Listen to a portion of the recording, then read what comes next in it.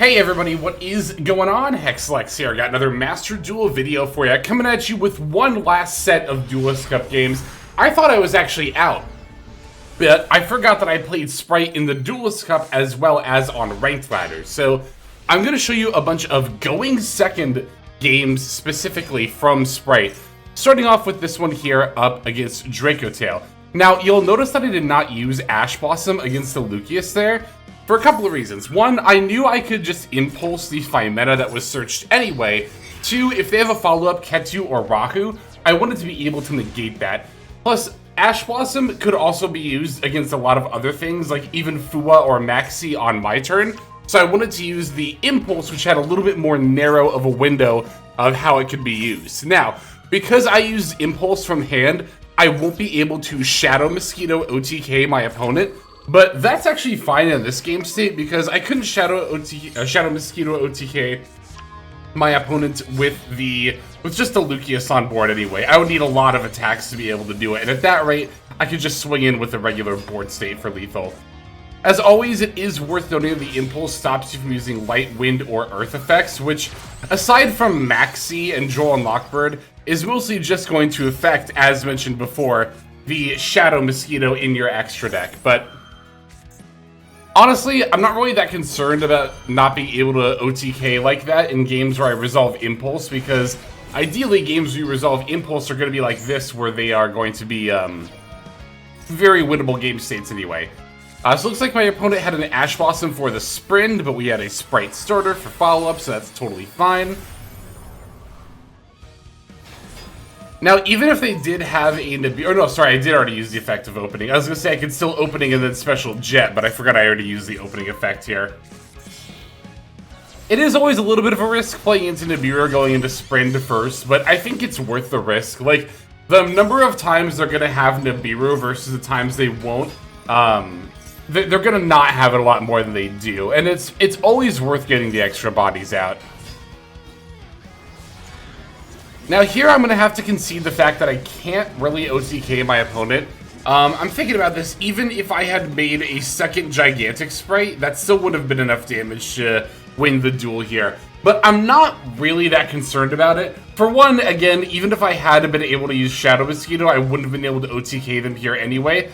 Two, I might not be able to OTK them, but they're going to have 3 cards going into my board state here of Elf, IP. I've got the starter, front of their negate. Ronan can be used as an IP or negate body. And of course, we also have Maxi and Ash Blossom still as well. Alright, they're going to fire off a Brand Diffusion. We're absolutely going to use our Ash Blossom against that.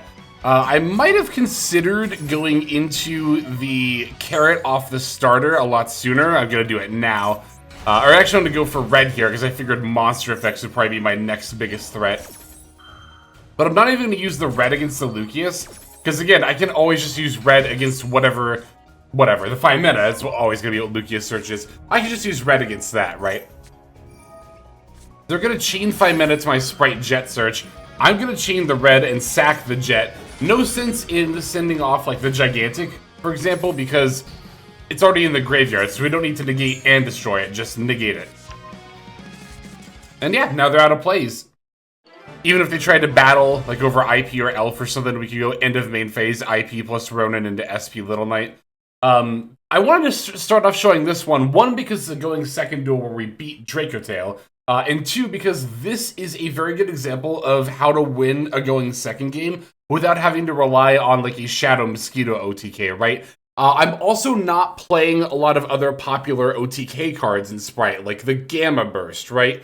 Or, you know, the Cat Shark or stuff like that. Because I don't think you really need it, honestly. I feel like there's one other one I'm even forgetting. Not Pixies, but you don't really need, like, gimmick OTK stuff. Honestly, if you're just able to play a nice low-to-the-ground game and keep your opponent's board state in check, then that's more than enough to win duels, right?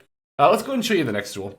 Alright, so I remembered that first one was against Dracotail. This one might be too. Again, these are Duelist Cup games, so not able to see exactly what we were up against here. But we have another very good going second hand. To see Ash Blossom Imperm, can never complain about that. Spright is one of those decks that has its engine space. We'll talk about this more in the deck breakdown towards the end of the video. But the amount of space you have for engine is really flexible. So Spright is one of those decks that can just jam like up to like 18 to 20 hand traps if you really want to, depending on how many starters you want. So here you'll notice my opponent started off with a left arm offering. It's been quite some time since I've seen a card like this. Usually they are trying to search like grass or something, but here my opponent is actually more interested in banishing, it looks like, the Necroface that's in their hand. So it might look like Ash Blossom versus, you know, left arm offering was enough to just end the game there, but depending on what the Necroface banishes, we could still be in a lot of trouble here. I'm gonna imperm the Ogre because I don't know actually, why did I imperm the Ogre? There was really no reason to do that now that I think about it, because Necroface would have banished everything else anyway. Like, Ogre would have banished one of these, then Necroface would have banished 5. Well, the remaining 4 plus the next card down in my deck. Yeah, imperm against Ogre there is really weird. I think I was flustered because I saw them resolve Necroface, and I was getting flashbacks to those grass decks that would mill you. But looking at their Necroface, not only do they not mill anything really worthwhile, it looks like they're not even really a Necroface, like, turbo mill deck. It looks like just a regular Kashtira deck that's just end up using Necroface as like a sort of mill engine, I guess. They do get to add back the prep here, but they don't even bother setting it off the Theosis. Finding Dark Beckoning Beast. We already have openings, so I didn't really need Dark Beckoning Beast itself, but it's fine. There are worse things I could have drawn. We're gonna use the Ogre here. Yeah, there was literally no reason at all to imperm Ogre. Like, even in situations like this, I never really feel that threatened by Ogre's effect. Ogre is by far the weakest, you know, Kashtira effect that they have going on there. But yeah, I mean, I know the last card in their hand is Kashtira Preparations, so at this point, it's pretty easy for us to just be able to go into whatever plays we want. And this does look like a scenario where we could very easily set up a Shadow Mosquito OTK. Basically, in order to be able to OTK with Shadow Mosquito, you need to have access to the Mosquito itself plus 3 more monsters that can attack, or more depending on the attack points of the monster you're trying to, you know, OTK with. If the monster has at least 2,700 attack points, then you can get it with 3 attacks. If it's got 2,000 to 2,699, then you need 4 monsters. But if you're at the point where you have 4 monsters plus OTK to battle, or plus Mosquito to battle, and your opponent only has 1 monster between 2,000 and 2,699 attack points, you could probably just put enough attack points on board to push through for an OTK anyway. It just kind of depends on the scenario, right? So, I've got at least 1 more going second game. Let me see, actually, let me check my replays and we'll see what we got here. Okay, so this will be our last going second game for now. I have some more Spright ranked duels that I'm going to show you, I think, later this week. But I have even more Duelist Cup games that I'm probably going to end up posting to Patreon. If you're interested in seeing other duels that don't quite make the cut, or other exclusive content like new pack reviews from the OCG, as well as metagame breakdowns, definitely head over to patreon.com/hexlex for that exclusive content. It's all videos that don't get posted to YouTube, and I upload 3 times a week over on Patreon. Okay, lot to talk about this game. A lot to talk about this game that I kind of advertised over there. So, going second, again, as I mentioned before, these are all going to be going second games. They're going to Bonfire for Ice Ryzeal. So I have Droll and Impulse in my hand, and that's a great sign for me, right? Because obviously, Droll is quite good against Ryzeal, especially when they lead with Bonfire. And even though Ice Ryzeal is kind of one of the few lines they have through Droll, I can use Impulse in order to stop it. Now, after using the triple attack, my opponent, or after using the Droll rather, my opponent hit me with the triple attack, but they end up taking away my Imperm instead of my Impulse. This tells me a few things. It tells me, for one, that I think they have some follow-up in their hand, because I feel like, I don't know, I guess to be fair, Imperm and Impulse both would have stopped Ice Ryzeal. That doesn't have any follow-up. Maybe they figured if I'm going to stop their Ice Ryzeal, I'm going to get locked out of effects anyway. But the other thing I'm thinking, again, is that they probably have some amount of follow-up in their hand. So let's see how this plays out. They're going to summon the Ice Ryzeal. We're going to use Impulse to negate that effect. And they're going to chain Red Reboot into being what they had. I guess they didn't want me to have access to too many trap cards, and that's why they put back Imperm. Or really, I think it's more that they recognize that both Swap Frog and Beckoning Beast are one-card starters for Spright, so it doesn't really matter which one of those they put back, so they might as well put back some by Disruption, right?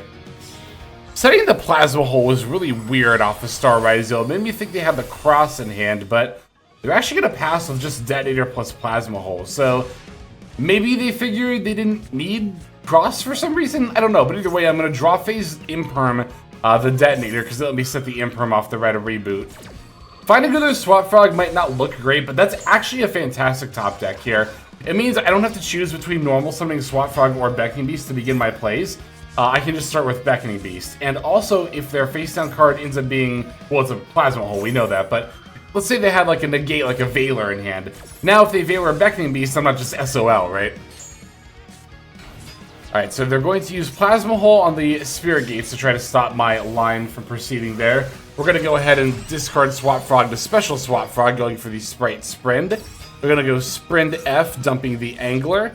Now, even if they were to negate the Angler, right, with like Ash Blossom or the Sprint, either or, you know, we still have Swap plus Ronin in our graveyard. So even in that scenario, where they negate Sprint and it's the only monster on the field, we can still Special Ronin, banish Swap, and then overlay into Gigantic that way. Alright, now here is a scenario where I do kind of run into the fact that I cannot OTK them because I used the Impulse earlier, right? I talked about that with the Shadow Mosquito.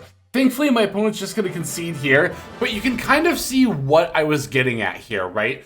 So the idea is that if you're in a scenario like this where you are going second and you Impulse turn 1 and you're not able to set up an OTK because you can't Shadow Mosquito, then you basically do what we kind of did in that first game, which is just set up a board of negates, like a turn 1 end board anyway, after battling through their board. So here I had the Gigantic, the Djinn Buster, the Carrot, the Beaver, and I was about to revive the Ronin off the swap. So my line there was then to link the Beaver plus the Ronin into Elf. I could use Elf to revive, Ronin could revive, we could battle, get in as much damage as we could, then make IP Masquerena and pass with, you know, the Djinn Buster for a monster negate, the Carrot for a spell trap negate, the IP Masquerena, the Elf to revive, all that kind of stuff you would see on a turn 1 end board, going into our opponent's very minimal hand after we've already, you know, cleared away their board. So, again, that's how you would do it if you can't Mosquito OTK. Alright, now that I've shown these duels, let's finish off by showing you the deck here. Okay, so here is my Spright list. It's just a pure Spright list. It's not too different, I think, for the ones that I've posted recently. The main difference, of course, being the Retaliating C that I've got here. So I know I've said in other videos that if I'm going to go for a tech against stuff like Dracotail, I would tend to prefer Ghost Spell, which is more generally useful. But here in Spright, I think there is a kind of unique reason to play Retaliating C over Ghost Spell, and that's that Retaliating C summons itself to the field as a body, right? So basically the advantage of that is that you can go into, you know, either Sprint or Elf and then Gigantic with any level 2 monster. It doesn't matter if it's a Spright monster, any level 2 monster plus any other monster on the field. So even if I have a hand where I'm going second against Dracotail, and I open, you know, Nimble Angler plus a bunch of hand traps, right? Well, if one of those hand traps is Retaliating C, I could special it against them, then normal summon Nimble Angler, link into Sprint, and then not only am I off to the races with my combo, but then I can search a Max C as well, which is also a level 2 monster that could easily potentially come up. So yeah, I think that there are some unique advantages that playing Retaliating C over Ghost Spell in a deck like Spright could offer. So I'm trying it out here. Hasn't come up too often, but I think it's still a pretty good tech to have. We're on to 42 cards because there are a number of things we don't really want to open, namely the Nimble Anglers and the Ronin. But even like Spirit Gates is a starter, but I would rather open like Beckoning Beast as one of my starters. So, I don't know. That's why I'm only playing 2 copies of this. That's also why I'm on 42 cards. So for our starters, we have, of course, Spright Starter, the only in-archetype 1-card starter. We got 3 of those, plus the 3 SWAT Frogs, which thanks to Almirage is a 1-card combo. So that's 6, plus the Nimble Beavers is 9, plus the Beckoning Beast makes 12, and then the opening of the Spirit Gates, again, even if it's not ideal, is still a starter. So that's 14. 14 in combination with the 2 Droll, 2 Maxi, so we're counting number of hand traps here, that's 4, plus 3 Ash Blossoms is 7, plus Retaliating is 9, Nib makes 10, and then Imperm plus Impulse makes for 15. So, as I mentioned before, this deck is really flexible when it comes to engine, right? Like, if I wanted to play more hand traps, I could go down to 2 Beckoning Beasts plus 1 opening, and then play 2 more hand traps, right? I could cut this Beckoning Beast and open the Spirit Gates altogether. That's all very optional. If I did that, I'd be down to 37 cards. I could play 3 more hand traps, be up to 18, and still just be at 40 cards, while still having 12 1-card starters, which is kind of insane. Or no, it'd be 9 at that point. It'd only be 9 at that point, but that's still not bad, considering you're on 40 cards and you get to play 18 hand traps. That's what I mean when I say Spright is so flexible. Not only does it have a ton of different variants, but even if you're just playing pure Spright, you still have a lot of options here. Yeah, the extra deck is also pretty standard.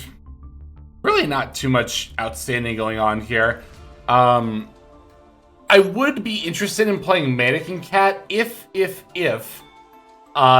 Retaliating Sea could banish cards when special summoned to period, but Retaliating Sea has to be summoned by its own effect in order to start banishing stuff that's on the field, right? So that's why I'm not bothering with like Mannequin Cat or anything. We don't really have any cute targets for it here. But yeah, I think that's going to go ahead and do it for this video. Thank you so much for watching, as always. Really appreciate it. Let's go ahead and move on now to our outro. Hey everybody, Hexlex here. Thank you so very much for watching all the way to the very end of the video, which by the way is one of the best ways to support the channel. Speaking of supporting the channel, take a look at the names on screen. These are folks who have been so generous as to either join as a YouTube member or subscribe over on patreon.com/Hexlex to support. There's also perks for doing so. If you would like to see YouTube videos early, as well as some exclusive videos that get uploaded to YouTube, but for one reason or another I decide not to publish, definitely go ahead and hit that join button to see content early, as well as some exclusive content. If you're looking for more exclusive content, over on patreon.com, I upload exclusive videos that are not posted on YouTube just about every single day. Whether you choose to subscribe over on Patreon, join as a YouTube member, or simply continue to watch, your support is greatly appreciated. Thank you so very much. But for now, this is Hexlex. I am signing out, and I hope that you have a fantastic day.